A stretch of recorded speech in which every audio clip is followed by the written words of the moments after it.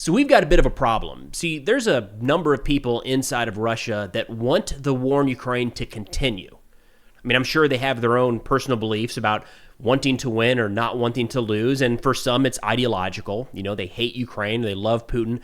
But for this specific portion of the population, it is exclusively about money. We're talking about people in some of the poorest regions of Russia that for the first time in their lives have seen a massive influx of job opportunities and income. They're moving into nicer areas. They're buying new homes, buying new cars, living a life they never could have imagined just 3, 4, 5 years ago. And the reason for that is the wartime economy, the shortage of labor, and sending soldiers off to the front. So you have to imagine that Putin is considering that when sitting down for any sort of negotiations to bring about an end to the war. When the war ends, be it through a peace deal or a ceasefire, anything like that, all of these people that are living the life they never could have imagined go back to relative poverty. That's going to be an issue that Putin and Russia are going to have to deal with at the end of this war. Now, this is tied to an article that just came out in the Telegraph titled, "Russia's New Middle Class Can't Afford for Putin's War to End. Deathonomics is transforming Russian society. Few would welcome peace." They say one advertisement in Volgograd offers 8 million rubles, roughly $100,000 for the first year of military service, more than 10 times the region's average wage of 700,000 rubles or $9,000 last year. This includes hefty sign-on bonuses, extra payments for those with children, and other perks like priority nursery places, discounted mortgages, and tax breaks. While money is a paltry way to make up for the death of a loved one, there are some Russians on the home front who do not want the war to end. And as a comparison here, we look at that and say, man, $100,000 to be sent off to the meat grinder that is the front in Ukraine. But let's put some perspective here. So they're going to one of the poorer regions in Russia and taking, it's roughly 10x the average salary to join the military. In the United States, the lowest median salary is in the state of Mississippi. It's $54,000. 10x that is $500,000. How many people do you think would sign up for the military that otherwise wouldn't even consider, even during a time of war, for a $500,000 a year salary? A lot, right? The answer is a lot. There's a ton of people that would come out of the woodworks and say, I'm in. Yeah, 100%. $500,000 for the first year? Are you kidding me? That's what Russia is experiencing right now. And imagine that is on the table for a short period of time. Some people take advantage. They're able to move their families into new areas, nicer homes, buy all sorts of new things, and then it goes away next year. It goes away because there's peace. But think of how many people would look at that and say, well, actually, that's the best financial opportunity I've ever had in my life, and it's never coming back. The article says, quote, "Suddenly these mothballed industrial facilities were hiring new workers and new investment started flowing.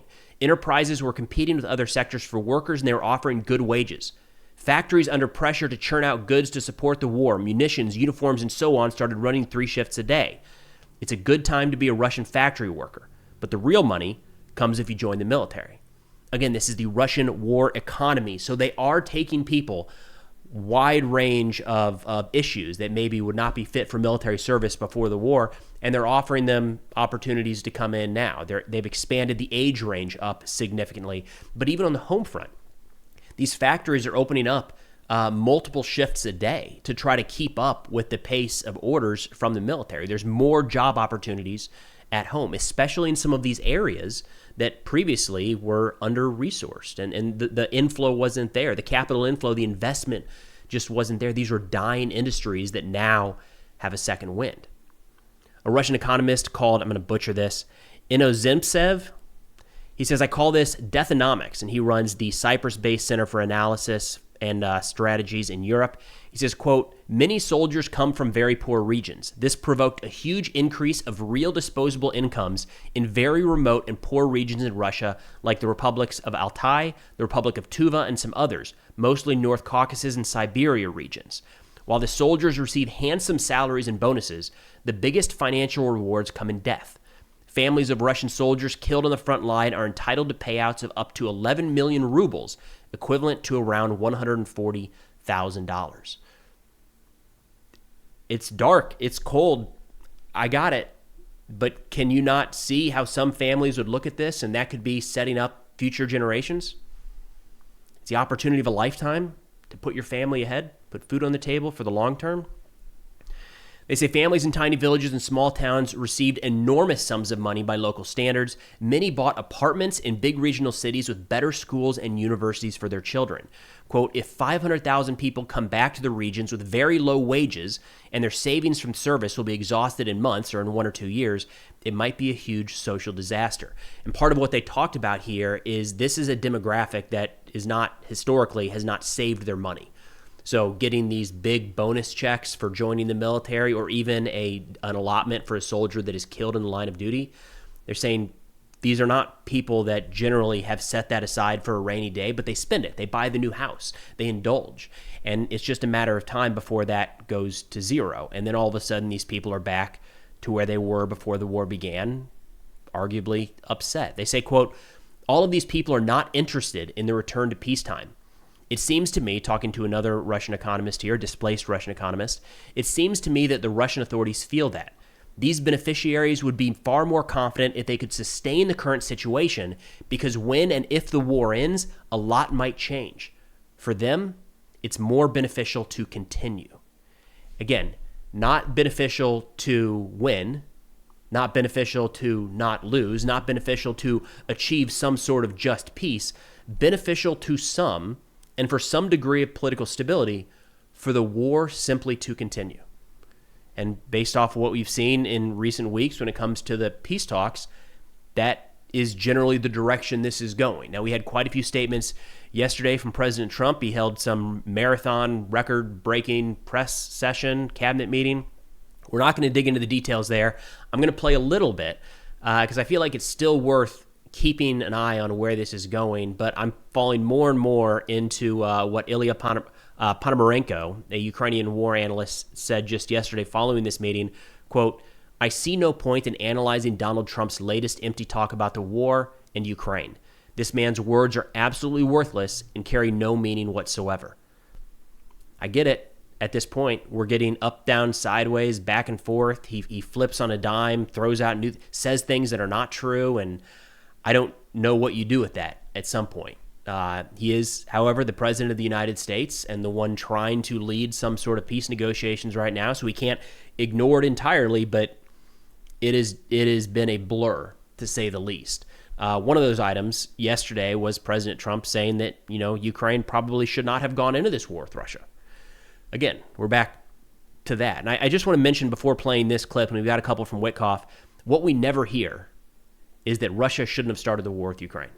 For some reason, that is off limits. We have all these kind of underhanded, it's Ukraine's fault for doing this, and they should know better than taking on a bigger country, which doesn't exactly bode well for should the United States get into a war with China.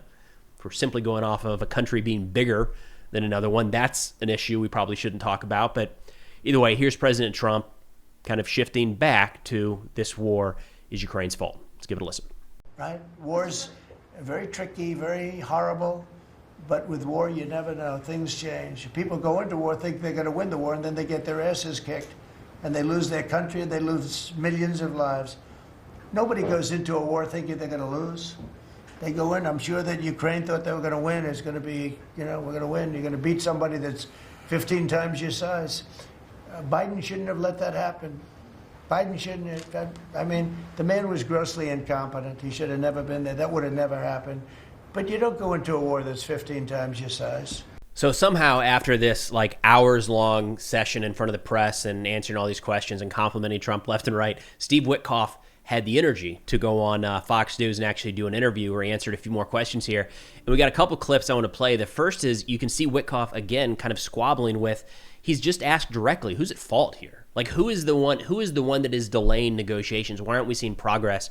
And we, the United States, are very, very hesitant to point the finger at Russia ever. And you'll see that with Witkoff right here.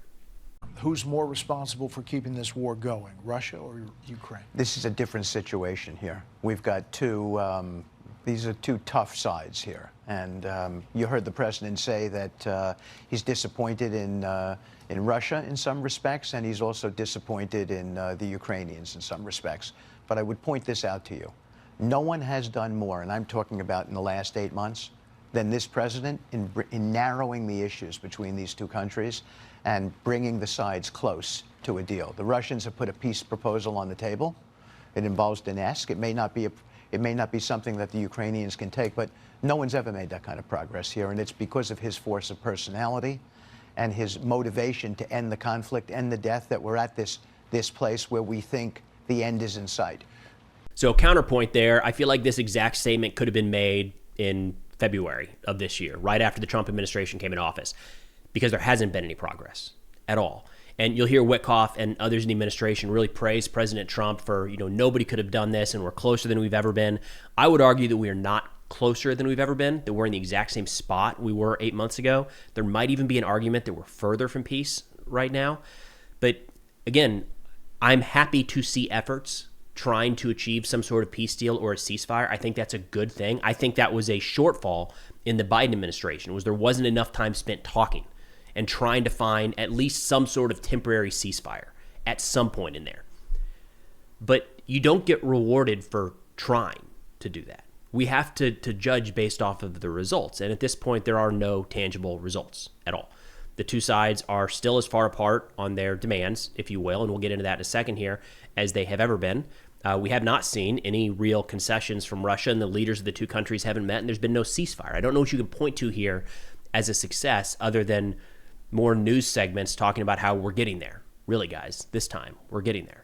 Well, Witkoff goes on to talk about that Russia actually has a peace deal on the table. Again, from what we had seen, I would argue that this is the same list of Russian demands we have seen from really the opening of the war, if not September of that year. Let's give that a quick listen. The next step was going to be a bilateral meeting. The Russians are signaling it doesn't seem to be happening. Is it going to go to a trilateral meeting, or how do you see the blueprint? Well, first of all, I'm meeting with the Ukrainians this week, so I will be meeting with them this week in New York, and that's a big signal. We talk to the Russians every day.